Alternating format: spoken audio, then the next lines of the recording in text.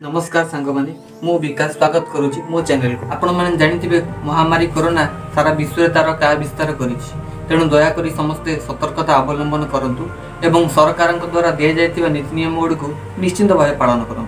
आम शरीर में रोग प्रतिरोधक शक्ति बढ़ावा भारत सरकार द्वारा दि जाइए आयुष मंत्रालय एक काढ़ा संबंध में आज आपण मानू मु कहबी। एही काढ़ा आम शरीर में रोग प्रतिरोधक शक्ति बढ़ाइबा सहित ठंडा काश एवं गला संबंधी समस्या दूर करिथाय एवं यह आमको कोरोना भाइरस दूरे रखि थाए। बे आसंतु जानिबा एही काढ़ा निज घरे किपरि तैयारी करिबा। प्रथमे 2 ग्लास पानी को गरम करिबा, 2टी तेजपत्र पकाइबा एवं 3 रु 4 इंच अदा को एथिरे छेची पकाई देबा। यह परे 4 रु 5टी लवंग, हाफ चम्मच दालचीनी पाउडर, हाफ चम्मच हल्दी गुंड और 8 रु 10टी गोलमरीच को गुंड करी एथिरे पकाई देबा। किछि समय परे अल्प कला लुण,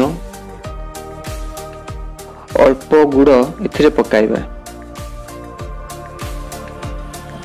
शेषरे 8 रु 10टी तुलसी पत्र एथिरे पकाई देबा। किछि समय परे यह भल भाबरे फुटी जाइथिबो। एथर यह को भल भाबे छाणी पीबा।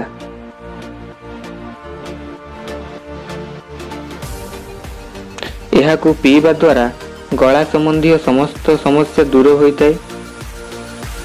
विशेषकर यही कोरोना भाइरस समय रे यह अत्यंत लाभदायक एवं यह ठंडा काश, मुंडबिंधा इत्यादि को दूर करिथाय।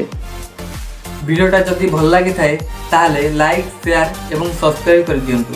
नमस्कार।